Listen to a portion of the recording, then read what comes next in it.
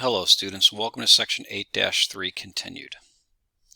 We're going to be talking about graphing log functions today. The function y equals log base b of x, where b is not equal to 1, is called a logarithmic function. The graph of f of x equals log base b of x represents a parent graph of the logarithmic functions. Properties of the parent function are described in the following table. So as you can again see, we've got our equation, f of x or y if you prefer, same thing. F of x equals log base b of x. This is the parent function. And the 5 properties, as you see, first, the function is continuous and 1-to-1. The domain is the set of all positive real numbers. The y-axis is an asymptote of the graph. The range is the set of all real numbers. And then lastly, the graph contains the point 1, 0. If you recall, when we did work with exponential growth and decay function models, we actually saw very similar properties, except we actually saw a few things just kind of flipped in a sense. The domain and range actually will end up being flipped in a sense, because if you recall, where the domain on exponential decay and growth functions happen to be all reals, that's now going to be the range. And then the domain is going to be then all positives, where that happened to be the range of exponentials. We'll dig more deeply into that idea as we get through this, but just to kind of keep in mind, we are making connections to exponential functions, those being, of course, the inverse. The graphs of logarithmic functions can be transformed by changing the value of the constants a, h, and k in the following equation. So f of x, again, or y, equals a log base b of x minus h plus k. I actually denoted off to the right the inverse of f as follows. And if you recall, it actually does look very much like what we hopefully recall from exponential functions, which is a times b to the x minus h plus k. Another property to maybe highlight, as you can maybe make the comparison here, if you recall from last section or so, we did work with horizontal asymptotes, k being just that, while here we're going to be looking at vertical asymptotes. Okay, and you're going to identify that very nicely by virtue of your h value. Okay, we'll be talking about how that applies in context very shortly. An example one, or the example, pardon, that we're going to be taking a look at. It says graph f of x equals negative 3 log base 10 of x minus 2 plus 1. So in the blue writing that you see off to the right here, I have a g of x, which is the parent function that we're going to be starting off with. And with the parent function in mind, log base 10 of x, wherein if you would like to type this into your graphing calculators, you will find that 3 points, which will work very nicely in context.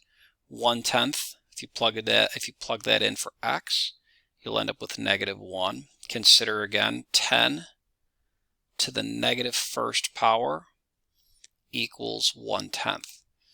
And then if you continue with plugging in 1, and so on and so forth, if you plug in 1, 10 to the 0 power is in fact equal to 1. And then lastly, if you plug in 10, log base 10 of 10 is just 1. In other words, 10 to the first power is of course 10. So these 3 x's are nice to use. You don't have to use just these, but you do have to pick numbers that are greater than 0 technically, which really does nicely kick the problem off in the sense of what the vertical asymptote happens to be and the limitation from there. As it turns out, the x quantity, whatever you plug in for x, must be greater than 0. Now the vertical asymptote I've already depicted, as you can kind of see here as such. This is the vertical asymptote.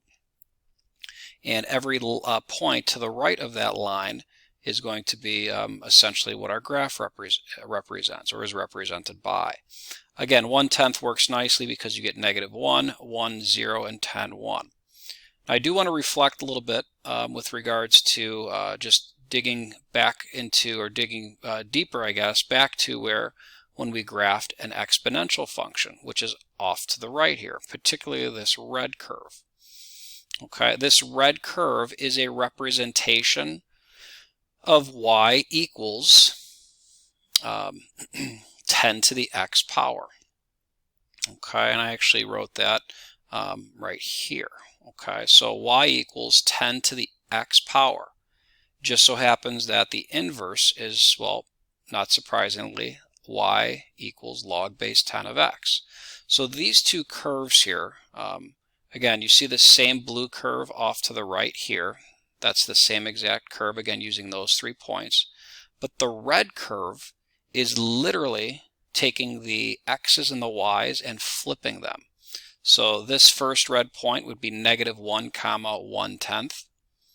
This point here would be 0, 1. And then this point here should in fact then be 1, 10. I do urge that you take a look at the inverse of this exponential, as again you see here in blue.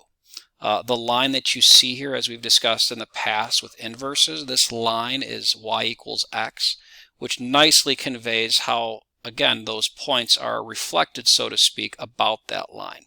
These two functions are in fact inverses of each other.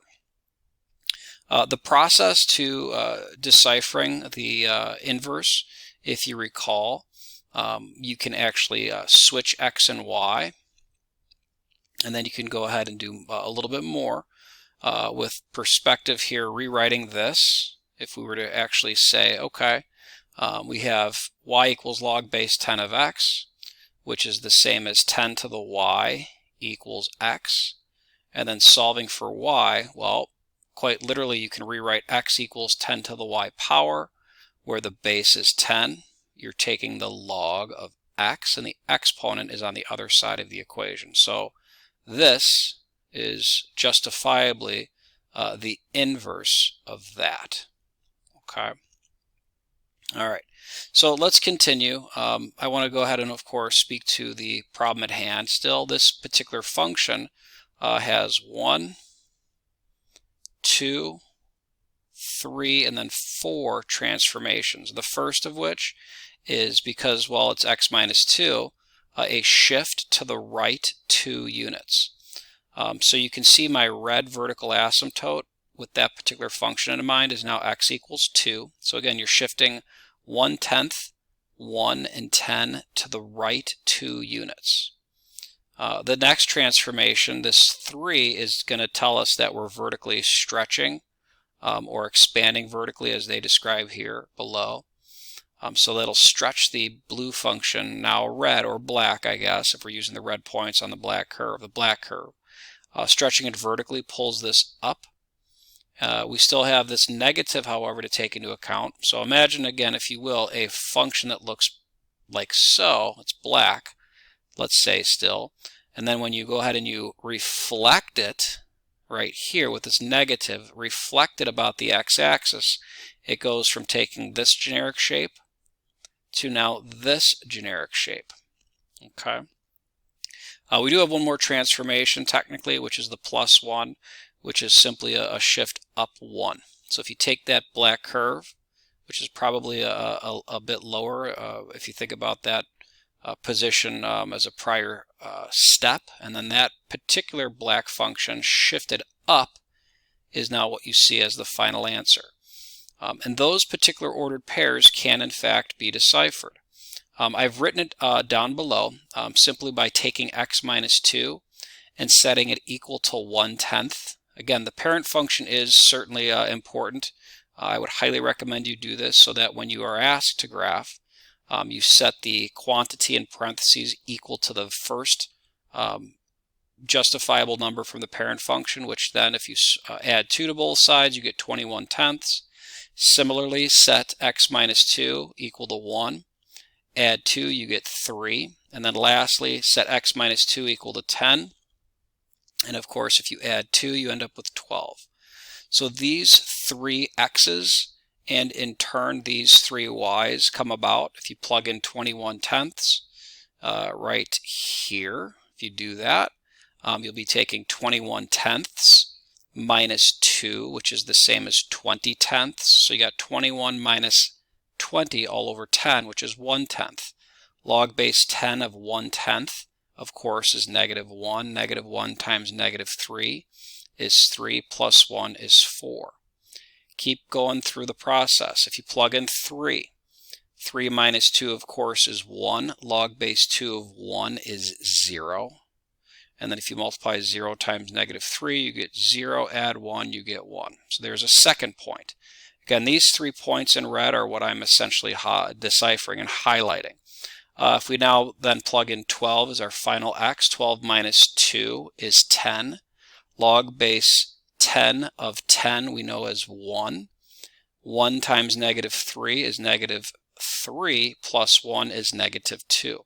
So that final point, as you can see off to the far right in red, that is the third point that will help you decipher officially this black curve. And it takes shape, again, just as we presumed, looking at the 4 transformations, and again comparing it to the blue parent function. This graph off to the right is just trying to decipher, or help you decipher, what it would look like if the parent function, this parent function in blue, is compared to the inverse, 10 to the x. I certainly recommend that not only do you graph your parent function, but you at least consider how the exponential inverse should take shape. Now, there are several problems that follow. I'm going to stress maybe 1 or 2.